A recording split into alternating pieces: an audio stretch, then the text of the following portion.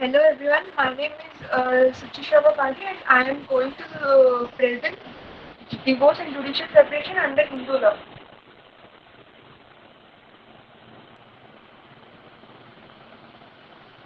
Marriage under Hindu law, the concept of marriage in Hindu law is that marriage is one of the most essential sanskar or values of nature. Religious duties of marriage have three features in the following. There is a permanent connection which cannot be detached once tied up. There is an endless connection which is valid not only in this life but also life to come. There is a religious connection which is the performance of religious ceremonies is required. Hindu law में marriage एक सैक्रेमेंट है. Know unlike मुस्लिम law में this is a contract and Hindu marriage act was designed to be a religious ceremony and conducted formally to give specific blessings. The consent of the parties didn't hold any significant place in old Hindu law. Under section 12 ये define किया गया है कि marriage कब voidable होता है. अगर ये फॉलोइंग पॉइंट्स को अगर मैरिज सेटिस्फाई नहीं करते तो वो मैरिज वॉइडेबल है. आइदर पार्टी इज इम्पोर्टेंट और unfit for procreation of children. मतलब कोई भी पार्टी अगर बच्चा पैदा करने के लिए सक्षम ना हो फिर वो मैरिज वॉइडेबल हो जाता है. The condition specified in clause 2 of section 5 is not satisfied. Means अगर section 5 sub clause 2 of the Hindu marriage act के दिस पॉइंट्स अगर सेटिस्फाई नहीं किए तो भी वो मैरिज वॉइडेबल हो सकता है. Either party should not have any other living spouse at the time of marriage. किसी भी पार्टी का शादी के वक्त कोई दूसरा पार्टनर नहीं होना चाहिए. Either party should not fall with in the degree of prohibited relationship. कोई भी दोनों पार्टी प्रोहिबिटेड डिग्री में नहीं आनी चाहिए. और there should not be sapinda relationship between the spouses. और दोनों पार्टी सपिंड नहीं होना चाहिए. सपिंड मतलब सेम पिंड मतलब हम लोग कोई भी अगर मर जाता है तो उसको पिंड ऑफर करते हैं. तो दोनों पार्टी सपिंड तब होते हैं जब फॉर एग्जाम्पल मैं एक पर्सन हुई तो मुझे भी इंक्लूड किया जाएगा. मैं हूँ फर्स्ट जनरेशन. मेरे ऊपर मेरे माँ बाप वो थे सेकेंड जनरेशन. उसके बाद 3 generation in female in mother side up to 3 generation and in father side up to 5 generation. Sapinda में कोई भी शादी नहीं हो सकती. फॉर एग्जाम्पल मैं अपनी कजिन से शादी नहीं कर सकती. और प्रोहिबिटेड डिग्री में aunt aunt and nephew uncle niece ऐसे कुछ रिलेशन होते हैं जिसमें हम लोग शादी नहीं कर सकते. अगर हमने शादी की तो वो मैरिज वॉइडेबल होता है. Advanced concept of marriage is contractual in nature. It takes the ethics of liberty and equality, free choice of individuals. फिर होता है सेपरेशन. हिंदू लॉ में सेपरेशन दो टाइप के होते हैं. एक होता है जुडिशियल सेपरेशन एंड दूसरा होता है डिवोर्स. जुडिशियल सेपरेशन मतलब temporary suspension of marriage and divorce मतलब एंड ऑफ मैरिज और डिसोल्यूशन ऑफ मैरिज. फिर डिवोर्स 3 काइंड के होते हैं. एक होता है कंटेस्टेड डिवोर्स, दूसरा म्यूचुअल एंड तीसरा irretrievable breakdown of marriage. What is divorce? Section 13 of Hindu marriage act 1955 divorce को डिफाइन करता है. सेक्शन 13 के क्लॉज 1 में ये बताया गया है कि any marriage solemnized whether before or after the commencement of this act may on a petition presented by either husband or the wife be dissolved by a decree of divorce on the ground that other party has after the solemnization of the marriage had voluntary sexual intercourse with any person other than his or her spouse or has after the solemnization of the marriage treated the petitioner with cruelty.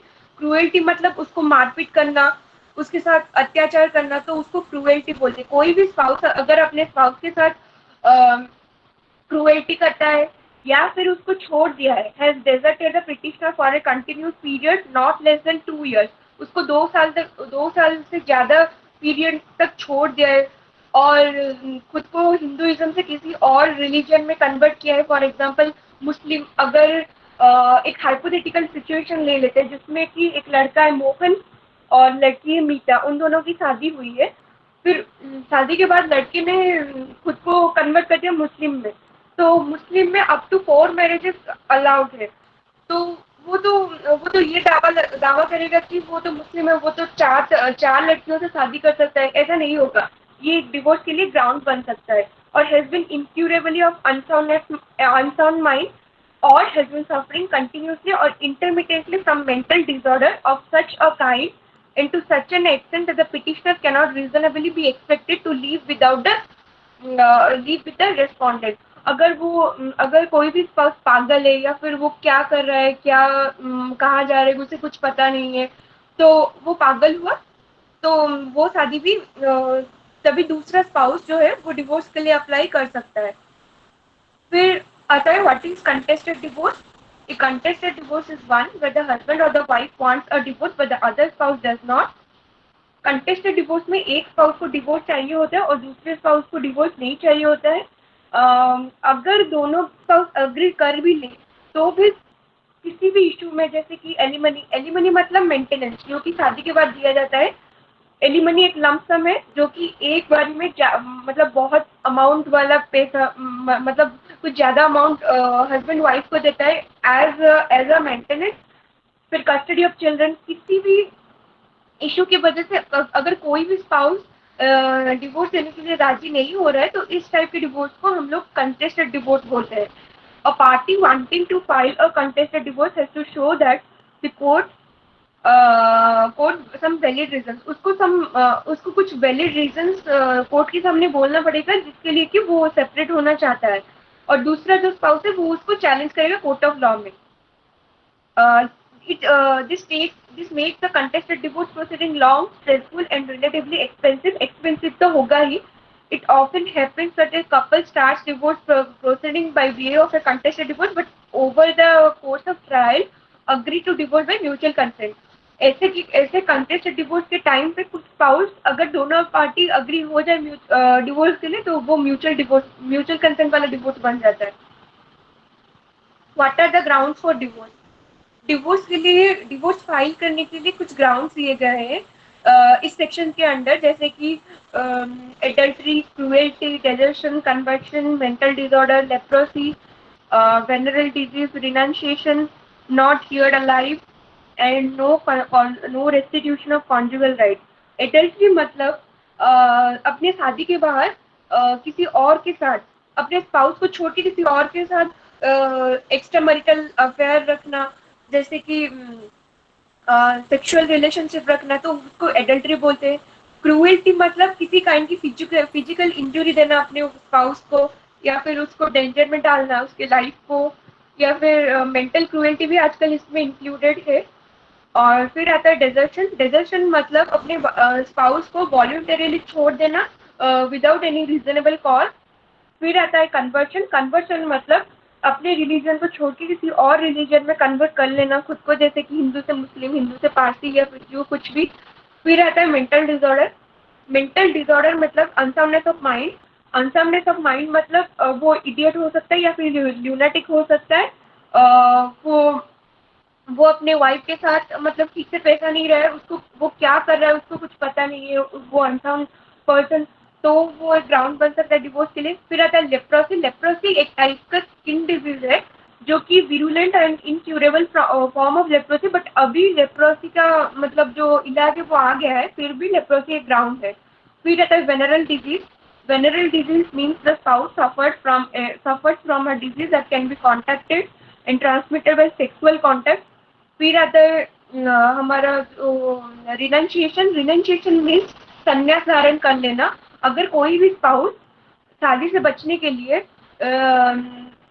या फिर संन्यास धारण कर लेता है, वो मतलब ये दुनिया सब छोड़ के चला जाता है, तो वो एक ग्राउंड बन सकता है डिवोर्स के लिए। नॉट हियर अलाइव मतलब 7 साल के लिए वो उसको किसी ने देखा नहीं है या फिर सुना नहीं है, तो वो भी एक ग्राउंड हो सकता है। फिर आता है वाइफ के लिए 4 एडिशनल ग्राउंड देता है हिंदू मैरिज एक्ट 1955। वो है वो 3 conviction of husband for office, rape, sodomy and bestiality. Rape मतलब रिलेशन विद विमेन और फीमेल, सोडोमी मतलब विद मेल, एंड बेस्टियलिटी मतलब विद एनिमल्स। ये ग्राउंड सिर्फ वाइफ को अवेलेबल है, नॉट ना कि हस्बैंड को। फिर आता है डिवोर्स में म्यूचुअल कंसेंट। ये 13B में डिफाइन किया गया है।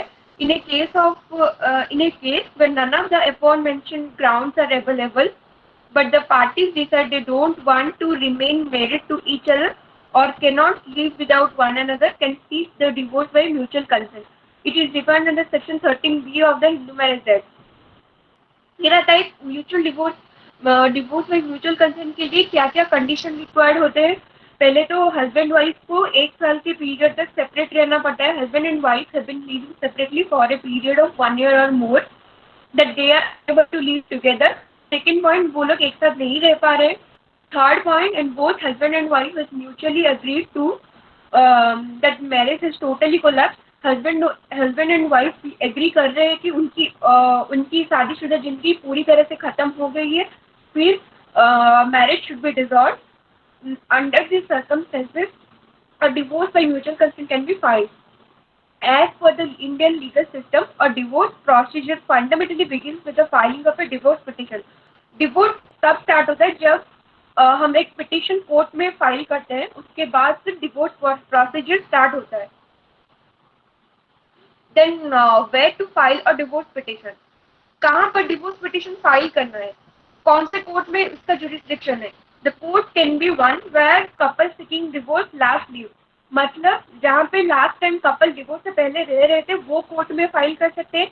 या फिर second, the court can be one where the marriage was सोलोमनाइज्ड.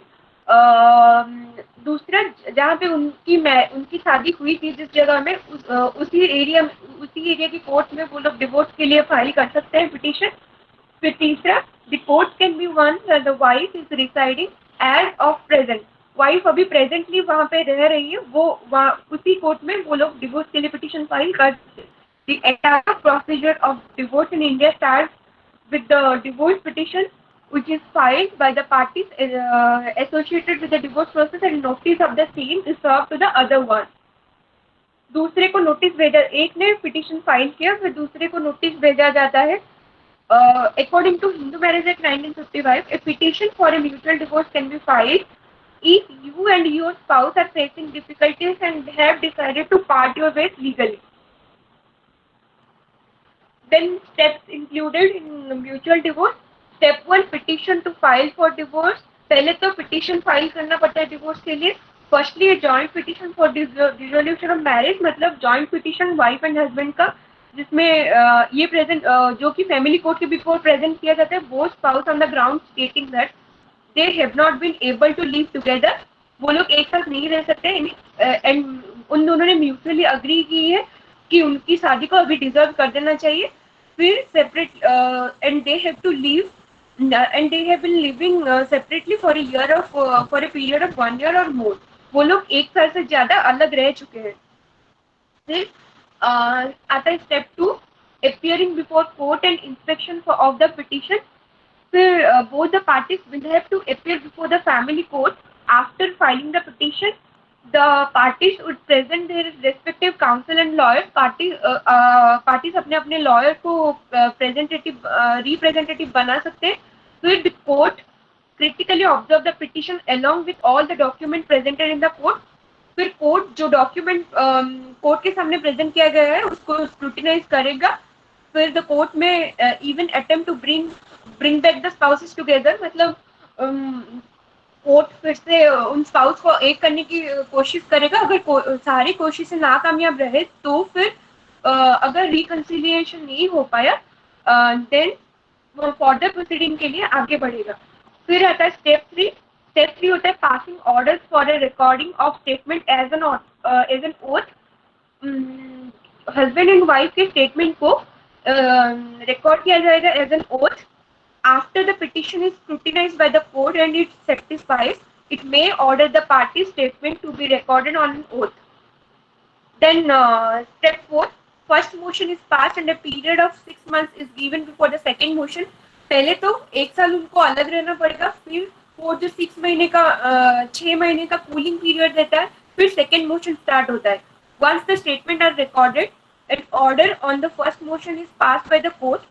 After this, a 6-month period is given to both the parties to divorce before they can file for the second motion. The maximum period to file for a second motion is 18 months. from the date of presentation of the divorce petition in the family court. फिर step 5 में second motion and the final hearing of the petition. पहले तो वो एक साल अलग रहेंगे, फिर फर्स्ट एप्लीकेशन फाइल होगा, फिर कोर्ट उन लोगों को कूलिंग पीरियड देगा 6 महीने का.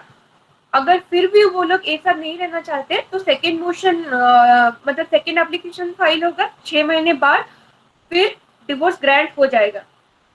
Once the parties have decided to go further with the proceeding and appear for the second motion, they can proceed with the final hearings. This includes parties appearing and recording of statements before the family court. Recently, the Supreme Court has held that the 6 month period given to the parties can be waived up at the decision of the court. अभी recently supreme court ने एक judgement दिया है जिसमें जो ये जो cooling period का 6 महीना है उसको हटा दिया गया है. मतलब जो पार्टी जेन्युइनली पहले जो मतलब 6 महीना उनको दिया जाता था, अभी कुछ एक्सेप्शनल केस में सुप्रीम अभी रिसेंटली एक जजमेंट आया था जिसमें कि सुप्रीम कोर्ट ने वो 6 महीने वाला पीरियड जो पार्टी को दिया था वो हटा उससे अभी सुप्रीम कोर्ट ने हटा दिया है. Therefore the parties who have genuinely settled there differences including alimony. Alimony मतलब जो मेंटेनेंस में जो पैसा देते हैं वो alimony, custody of child. Divorce के बाद हस्बैंड एंड वाइफ कस्टडी किसी के भी पास जाए, वाइफ या फिर हस्बैंड, मदर एंड फादर का राइट सीज नहीं होता है. And any other pending issues between the parties, this 6 months it can be waived off. Even if the court is of the opinion that the waiting period will only extend their suffering, the 6 months can be waived off in this case also. Then आता है step 6, जिसमें decree of divorce. In a mutual divorce, both parties must have given consent. दोनों party की consent जरूरत है. फिर उसके बाद there shall not be any difference left in the matter related to contentions regarding alimony, custody of child and maintenance and property. Thus, there needs to be complete agreement between the spouse for the final decision on the dissolution of marriage. If the court is satisfied after hearing the parties that the allegation in the petition are true, that there cannot be any possibility of reconciliation. अगर reconciliation की कोई भी मतलब कुछ भी ना बचा हो, शादी पूरी तरह से डिसॉल्व हो गई है तो डिवोर्स की डिक्री पास हो जाएगी. The divorce becomes final once the decree of divorce has been passed by the court. फिर सुप्रीम कोर्ट फिर आता है Supreme Court waive of 6 months wait for divorce under Hindu marriage Act. अभी जो मैंने बताया कि सुप्रीम कोर्ट ने जो प्रोविजन था 6 months का कूलिंग पीरियड उसका वेव ऑफ कर दिया है. The Supreme Court on Tuesday held that the minimum cooling period of 6 months for granting the decree of divorce under the Hindu law can be waived off by a trial court if there was no possibility of cohabitation between the couple. The 1955 Hindu Marriage Act provides for a statutory cooling period of 6 months between the first and last motion seeking divorce by mutual consent to explore the possibility of settlement and cohabitation. इसमें जो justice थे वो थे justice A.K. Goel and U.U. Lalit. We are of the view that the period mentioned in section 13B subclause 2 is not mandatory but directory. It will be open to courts to exercise the discretion. ये पूरी तरह से court के ऊपर छोड़ दिया गया है. कोर्ट का डिस्क्रिप्शन जो होता है जिसमें कि कोर्ट अपनी मर्जी से कुछ भी fact and circumstances of the case को देख के वो डिसाइड करेगा कि क्या करना चाहिए.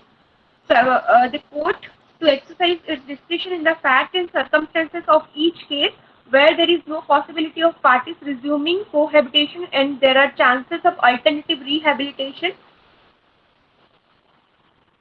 The apex court said that the minimum period of 6 months can be relaxed by the trial court in certain situations, and the couple who are seeking for divorce with mutual consent can file waiver application after a week of filing the first motion. The top court also said that the conducting such proceedings, the trial court can also use the medium of video conferencing and permit genuine representation of the parties through close relations such as parents, siblings, where the parties are unable to appear in person for any just and valid reason as may satisfy the court to advance the interest of justice. The court noted in its verdict that the object of the cooling period is to safeguard against a hurried decision if there was otherwise a possibility of differences being reconciled. Though every effort has to be made to save a marriage, if there are no chances of reunion and there are chances of fresh rehabilitation, the court should not be powerless in enabling the parties to have a better opinion. मतलब जो ये 6 month इसीलिए लिया जाता था क्योंकि parties को कुछ टाइम मिलेगा उनके डिफरेंसेस को दूर करने के लिए, उनके बीच में डिस्कस एक दो मतलब आप आपसी डिस्कशन करके मैटर को क्यों डिवोर्स अब खींच के ले जाए, डिवोर्स ना करके भी वो लोग मतलब फिर से एक होना चाहते हैं, अरे नहीं हम लोग तो डिवोर्स नहीं करना चाहते, इसीलिए ये सब ये 6 मंथ दिया जाता था, लेकिन अभी सुप्रीम कोर्ट ने इसको हटा दिया है.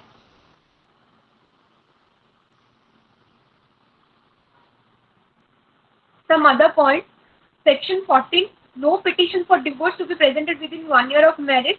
मतलब शादी के 1 साल तक कोई भी पिटिशन फाइल नहीं कर सकता. फिर सेक्शन 15, डिवोर्स पर्सन कैन मेरी अगेन व्हेन मे मेरी अगेन.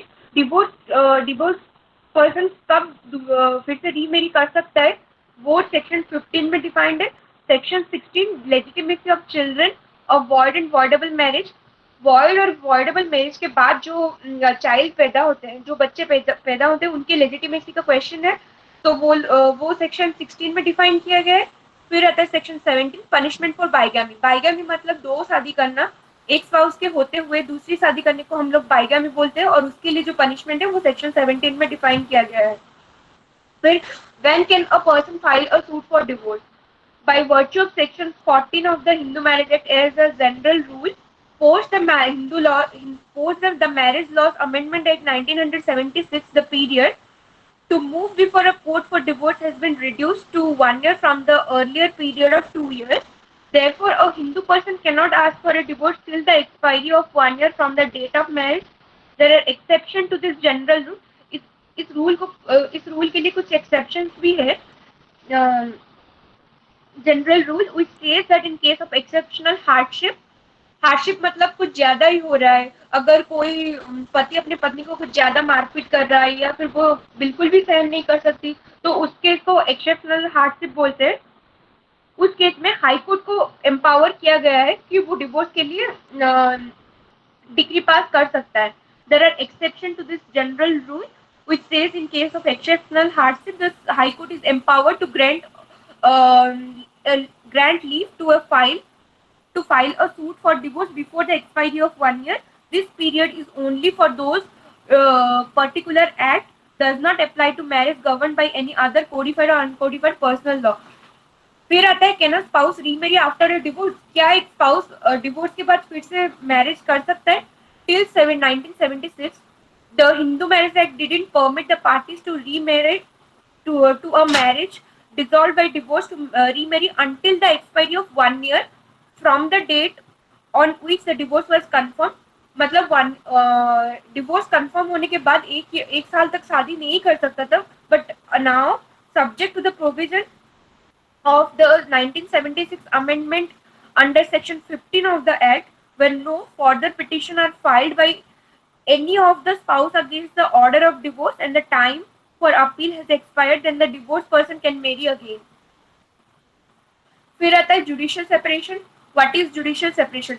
जुडिशियल सेपरेशन को section 10 of Hindu marriage act में डिफाइन किया गया है. Judicial separation section 10 sub clause 1, either party to a marriage, whether solemnized before or after the commencement of this act, may present a petition praying for a decree for judicial separation on any ground specified in subsection of section 13, and in the case of a wife, also on any ground specified in subsection thereof, as grounds on which a petition for divorce might have been presented. Judicial separation एक temporary suspension होता है जिसमें कि marriage पूरी तरह से dissolve नहीं होता है. उसमें स्पाउस अलग रहते हैं लेकिन वो हस्बैंड वाइफ ही रहते हैं. चाइल्ड की कस्टडी या फिर माता या फिर पिता को दिया जाता है, लेकिन वो लोग वाइफ हस्बैंड रहते हैं एज बिफोर. लेकिन डिवोर्स में वो लोग अलग, मतलब शादी पूरी तरह से एंड हो जाता है. उसमें कोई भी मतलब हस्बैंड वाइफ नहीं रहते. चाइल्ड की कस्टडी माँ के पास या फिर बाप के पास होता है, लेकिन जुडिशियल सेपरेशन में वो लोग हस्बैंड वाइफ रहते हैं. Where a decree for judicial separation has been passed, It shall no longer be obligatory for the petition to cohabit with the respondent. वो लोग एक साथ नहीं रह सकते. But the court may, on the application by petition either party, and on being satisfied of the truth of the statement made in such petition, resign the decree if it considered it is just and reasonable to do so.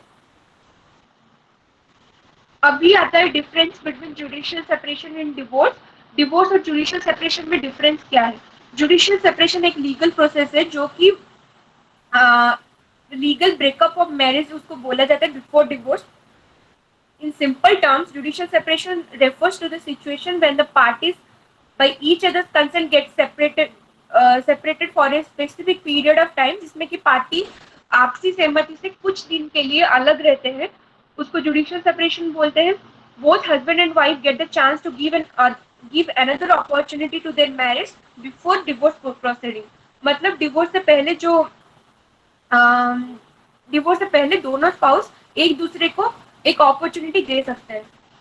In this, both the parties will live separate for a specific period of time given by the court to save their marriage, and during this phase, also both the husband and wife will continue the legal status of being in a relationship, yet the same time live separately. वो लोग separately रहते हैं.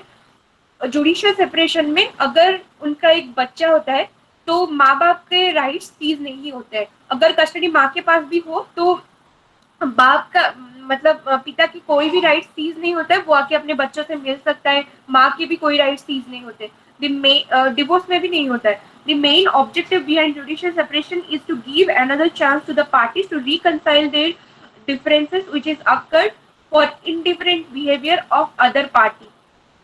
Can divorce be a judicial separation? No, divorce cannot be judicial separation. While judicial separation may convert into divorce. अभी अगर कोई couple के बीच कोई problem आती है तो वो and they decided not to have divorce, but in some situation judicial separation may converted into divorce. Like there was one case law where the couple was first ordered for judicial separation so that they will get to know the importance of each other in their life, but even after 1 year of the marriage the couple decided to stay away and want to remove the matrimonial obligation. Judicial separation इसीलिए दिया जाता है कि ताकि couple को एक दूसरे की इम्पोर्टेंस पता चले और वो दोनों शायद फिर से मिल सकते हैं. अगर फिर भी उन लोगों को एक साथ नहीं रहना है तो वो फर्दर डिवोर्स के लिए फाइल कर सकते हैं. Thus, this proves that judicial separation can become divorce, but a divorce cannot become judicial separation because divorce means a dissolution of marriage, while judicial separation refers to release from matrimonial obligation from a certain period of time. And if, in a case, the party wants to resume cohabitation, it is necessary for them to get the order of judicial separation dismissed. अभी आते हैं divorce rates in India during 2019 and 20. Kochi. As Kochi is first emerging as a metropolitan city, cosmopolitan city, the fast and busy lives of its people seem to be affecting their family life. अभी अभी 2009 में divorce cases Kochi में 3000 cross कर चुके हैं. According to the data from the family court here, the city witnessed 3,122 divorce-related petitions in 2019, an increase of 174 cases from the previous year. The divorce cases में 174 cases increase हुए हैं. The trend seemed to be continuing in 2020. In the first 24 days of 2020, a total number of 226 divorce petitions were filed before the family court. Divorce rate in India अभी 1960 में 12% था, फिर 1970 में 16%. ये gradually increase होता जा रहा है. आप लोग देख सकते हैं जैसे कि 1970 में 16%, फिर 1980 में 26%, फिर 1990 में 28%, फिर 2000 में ये 10 ईयर गैप का है, फिर 2000 में 35% एंड 2010 में 41% एंड 2017 में 44%. In 2018, the divorce petitions total 2,948, while in 2017 the number stood at 2,576.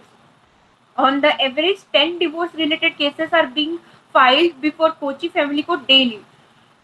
It is for the first time that the number of divorce-related petitions filed before the family court here, which is the jurisdiction over Kochi city and North Paravur region, crossed 3,000 mark. There is another family court at Muthupuza where around 1,000 divorce cases were filed in 2019. As far as we know, the highest number of divorce petitions were filed before the Kochi family court, followed by the family court in Tiruvananthapuram. It is not just cases of domestic violence that saw a rise during the prolonged COVID mandated lockdown. In the midst of the pandemic, there has also been a surge in the number of cases related to divorce and child custody. Mumbai, which tops the list of maximum coronavirus number in the city, in the country, also saw the highest number of divorce cases being filed during the lockdown period. Mumbai में सबसे ज्यादा divorce के लिए divorce petition file किए गए during the lockdown period. फिर आता है Delhi high court grants protection to interfaith couple from Uttar Pradesh. The High Court of Delhi granted protection to an interfaith couple from Uttar Pradesh who filed to Delhi fearing prosecution days after the new UP Prohibition of Unlawful Conversion of Religion Ordinance 2020, commonly known as the Love Jihad law, was passed.